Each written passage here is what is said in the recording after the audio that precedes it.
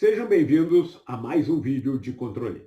Hoje, então, vamos falar agora sobre a parte de malhas de controle retroalimentadas. As malhas de controle retroalimentadas são extremamente importantes porque elas vão permitir com que nós passemos de malha aberta para malha fechada. Então, vamos começar com essa malhazinha aqui, ó. Antes de mais nada, nós queremos, mais uma vez, a função de transferência de ΔU de S para ΔY de S. Então, é essa a função que nós queremos. Então, vou escrever aqui. Aí nós podemos usar a estratégia do Joãozinho e da Mariazinha, que quando se perderam na floresta, ou foram levados para passear na floresta, distribuíram grãos ao longo do caminho. Nós podemos fazer essa estratégia distribuindo letras. Então, nós distribuímos as letras na malha, colocando letras em cada ponto de alteração do sinal. Então, vamos começar com a estratégia Joãozinho Mariazinha. Primeira coisa, quanto vale ΔY? ΔY de S é o quê? É ΔV de S multiplicado por G de S.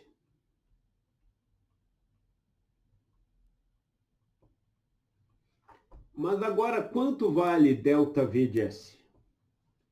ΔV de S, por sua vez, é o quê? É a soma entre ΔU de S mais ΔZ de S. Mas ΔZ de S vale quanto? Se nós olharmos o ΔZ de S aqui, somado com esse aqui, dá o ΔV de S, que entra em G de S. Mas quanto vale o ΔZ de S? Ele é o ΔU de S multiplicado pela função H. Então, aqui nós temos ΔY de S, aqui nós temos uma bifurcação. O ΔY de S aqui é o mesmo que está aqui na saída, que é o mesmo que está aqui na entrada. Então, o ΔZ de S é o quê? É o H de S multiplicado pelo ΔY de S. Agora nós vamos fazer o quê? Nós vamos substituir cada uma dessas grandezas que nós determinamos, respectivamente, aonde elas aparecem na função original. Fazendo isso, então, nós vamos chegar à seguinte expressão. ΔY de S vai ser igual a G de S multiplicado por ΔU de S mais H de S ΔY de S. Certo? O que nós queremos é a função de transferência de ΔU para ΔY. Mas observem que o ΔY também aparece aqui, ó. Então, a primeira coisa que nós vamos fazer é levar esse ΔY para o outro lado da equação, algebricamente falando. Então, nós vamos então ter ΔY menos. Eu vou ter a multiplicação de G de S pelo H de S, e para o outro lado troco o sinal.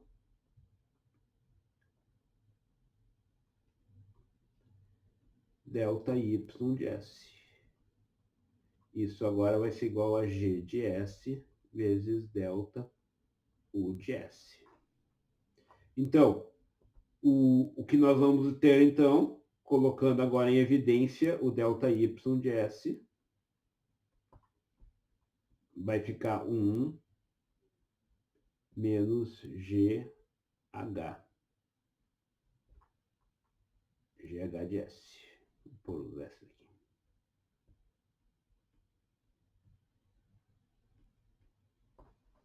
Igual a G de S, delta U de S. Simplesmente agora colocando em evidência, passando, dividindo, esse cara vai dividir aqui, esse cara aqui vai dividir aqui. Nós chegamos à função, que é a função de delta U para delta Y de S. Essa função, então, ela é o quê? G de S no numerador, 1 menos G de S vezes H de S. Essa aqui é a função, então, resultante dessa álgebra de blocos realimentada. Certo? Então, agora vamos ver o que muda quando eu tenho, por exemplo, observem que aqui nós tivemos o valor positivo somando. E cabe salientar que isso fez com que aqui fosse positivo. Por sua vez, aqui é positivo e aqui virou negativo. Quando trocou do lado direito para o lado esquerdo, trocou o sinal. Isso resultou no valor negativo aqui, ó. Certo?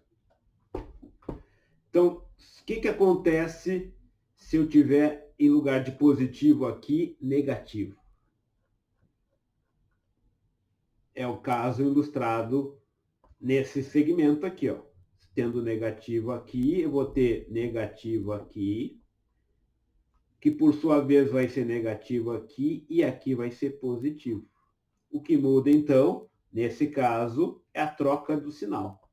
A função resultante, seguindo os passos iguais aos passos anteriores, vai ser simplesmente a troca do sinal com um sinal negativo por um sinal positivo no denominador.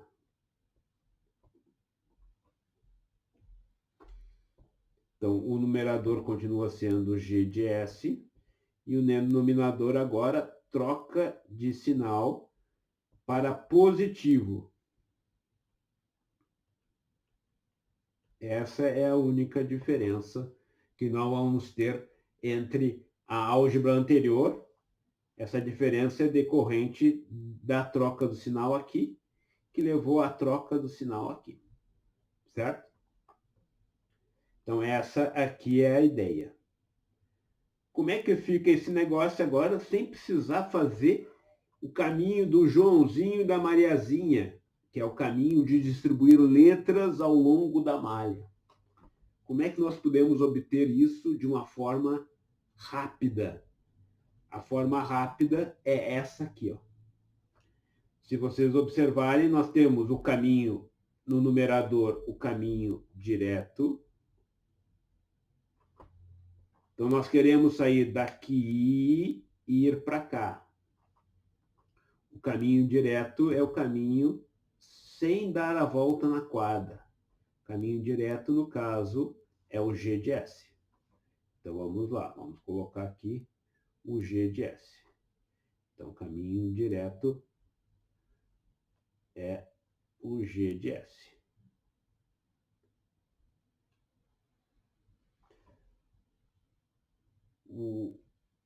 Então, nós queremos a função de transferência de delta U para delta Y.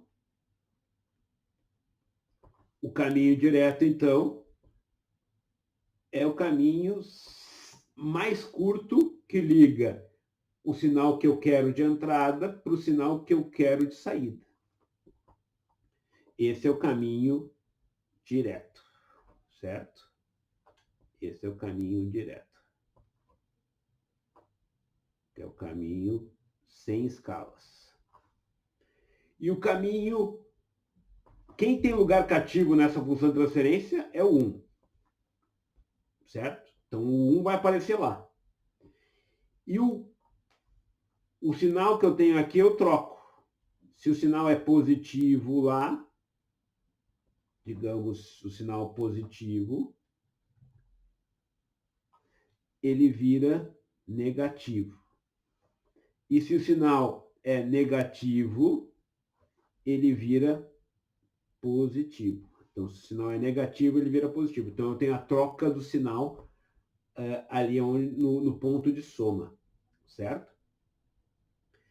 E o que fica logo em seguida é o laço.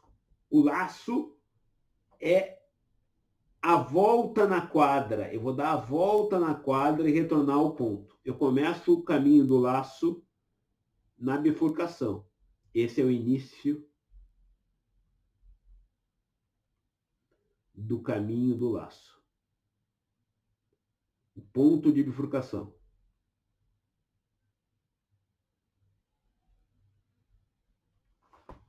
E aí eu vou dar a volta na quadra. A volta na quadra significa eu passo por H de S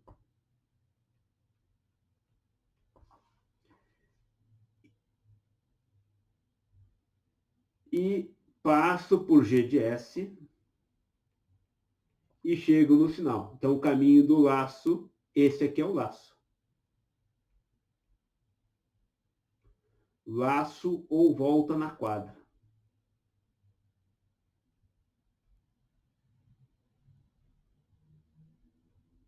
Eu dou uma volta completa no sistema. Então, esse aqui é o caminho do laço. Assim, nós conseguimos obter a álgebra de blocos de uma forma VAPT-VUPT. Certo? Então, esse aqui é o caminho do laço.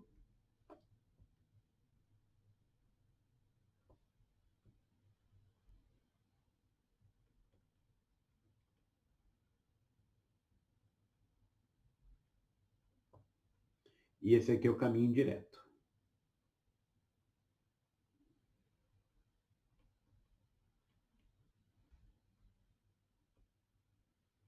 Vamos fazer um exercício ilustrando isso. Antes de nós fazermos exercício, é importante salientar, no momento que eu trabalho com malhas MIMO, retroalimentação usando malhas MIMO, que é o sistema multivariável, G e H são matrizes. E aí eu tenho que respeitar a multiplicação matricial. Se eu já for respeitando a ordem das multiplicações, como nós introduzimos anteriormente, essencialmente é o procedimento que nós adotamos. Ou seja, eu vou respeitando o caminho do laço, respeitando a ordem das multiplicações. E a grande diferença agora é simplesmente, em lugar de substituir pela divisão, como nós introduzimos, o número 1 vira matriz identidade, o caminho do laço, respeitando a multiplicação matricial. A divisão é o inverso, isso aqui então é uma matriz.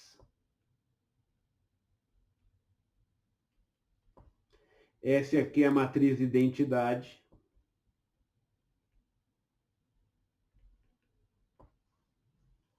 Escrevi em inglês. Matriz identidade.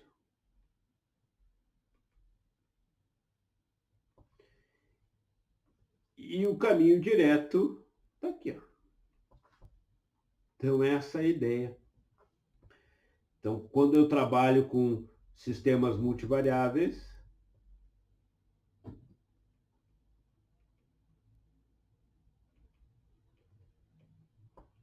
a modificação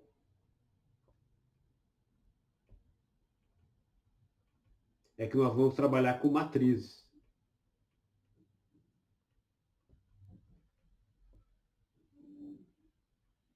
Isso é importante quando a gente vai para o curso de controle avançado.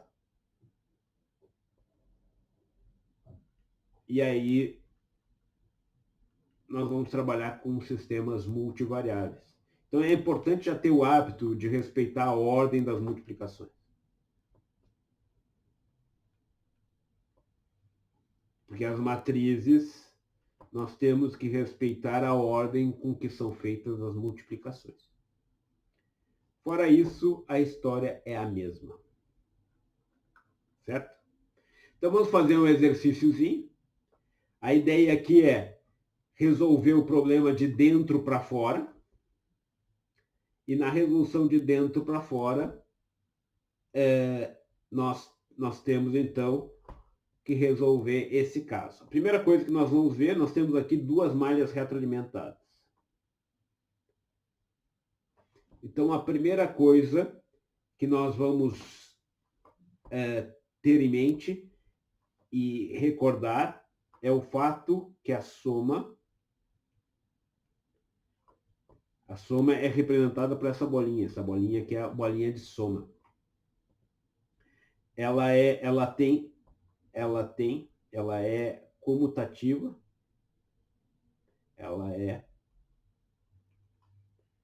comutativa, e associativa. São as duas propriedades que ela tem. O que isso significa? Isso significa, vamos exemplificar isso. Digamos que eu tenho um bloquinho aqui, uma bolinha, a saída é y de S. E eu tenho sinais de entrada, vou chamar de x1. Eu não vou colocar o S, mas é x1 de S, x2 de S, assim por diante.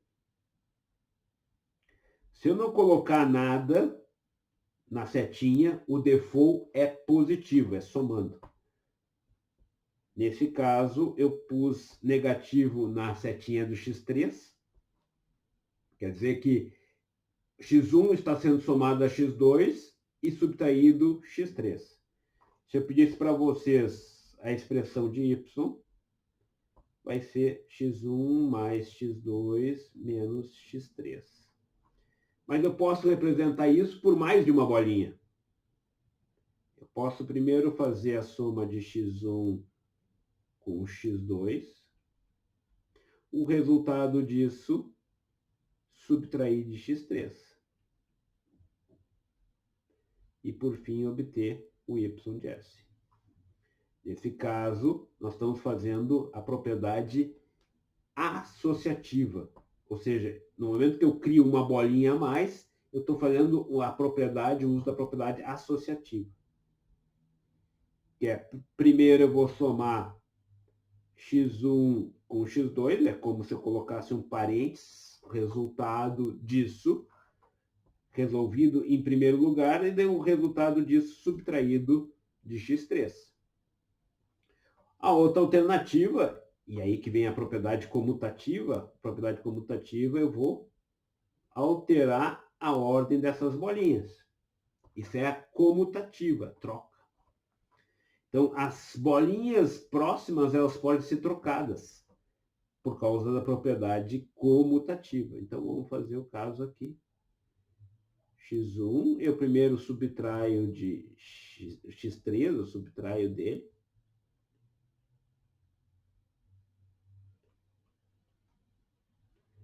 E o resultado disso eu somo a x2. E temos aí, mais uma vez, o resultado. Só que nesse caso, nós primeiro vamos fazer a subtração. E o resultado disso, por sua vez, é somado com x2. Então, essa aqui é a propriedade comutativa.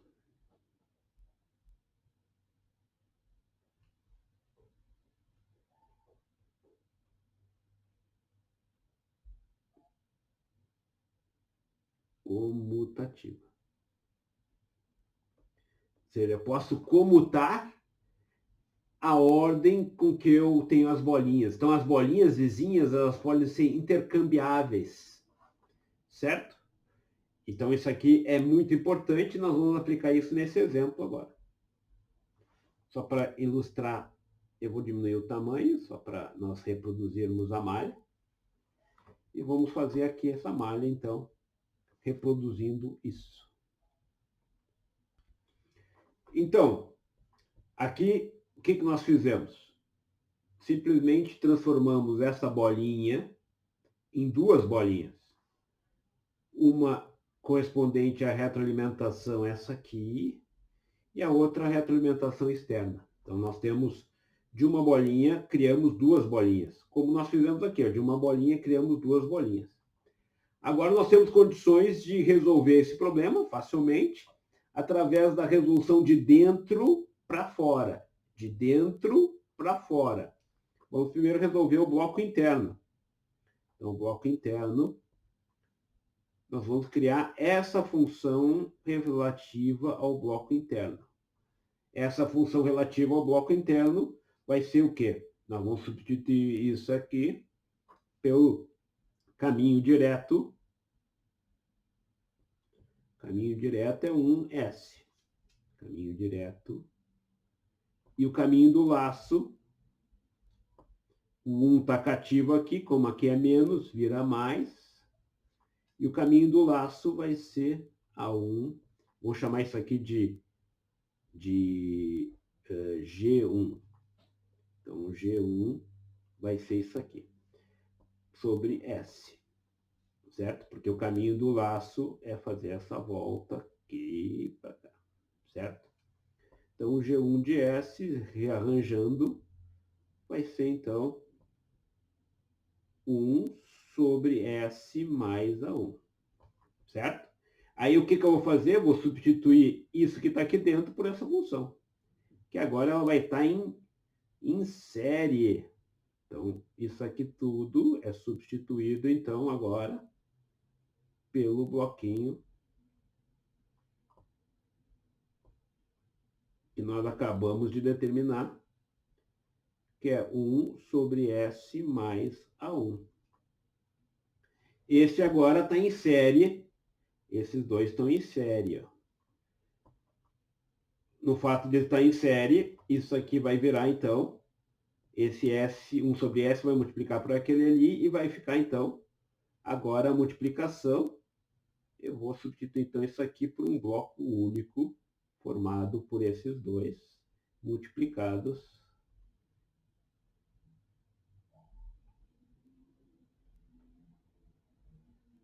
Que é S mais A1 sobre 1 sobre isso aí. Certo? Agora eu tenho uma retroalimentação, que é o bloco que nos interessa, que é o ΔU para ΔY. Aqui. Yes.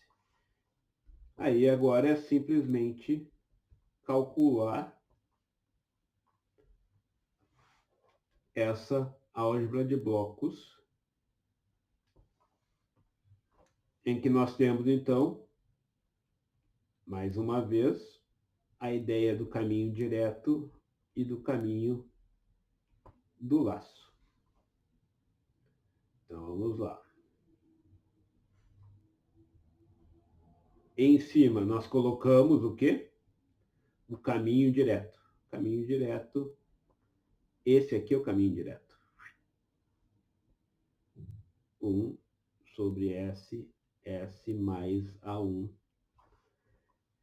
Quem tem lugar cativo é 1. Como aqui é negativo, vira positivo. Caminho do laço representa a volta na quadra. Então, vai ficar A0, S, S mais A1. Certo? Levo isso aqui para cá, divido os dois denominadores, a função vai ficar, então, 1, S, S mais A1, mais A0. Se eu quiser, ainda posso simplificar isso ainda mais. S ao quadrado mais A1S mais A0. Essa aqui, então, é a função de transferência desse laço que está ilustrado ali. Certo? Então, o passo a passo que nós fizemos está aqui ilustrado de forma desenhada direitinho, usando os blocos. Então, o primeiro passo que nós fizemos é transformamos o lugar de uma bolinha em duas bolinhas. Agora nós temos duas malhas retroalimentadas, a interna e a externa. Resolvendo a interna, chegamos a essa expressão, que por sua vez está em série. Então, isso aqui, a simplificação disso gera esse aqui, que agora está em série, as duas em série. E, por fim, agora eu tenho uma malha retroalimentada única, que a resultante é essa aí. E com isso, então, nós terminamos este vídeo de malhas retroalimentadas.